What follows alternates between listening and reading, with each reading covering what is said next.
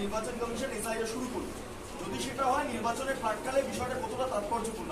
নির্বাচনের প্রাককালে নয়, যারা অভারতীয় তাদের ভারতীয় ভোটার লিস্টে নাম রাখা উচিত।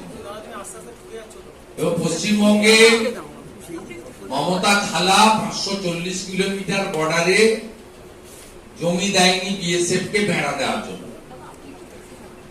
গোটা ভারতবর্ষে যত রোহিঙ্গা ধরা পড়েছে, মুসলিম রোহিঙ্গা, তারা প্রত্যেকেই পশ্চিমবঙ্গ দিয়ে ঢুকেছে এবং ভারতে ছড়িয়ে পড়েছে ভয়ঙ্কর ভাবে। এটা ভারতবর্ষের যে পপুলেশন গ্রোথ তার থেকে ডবল।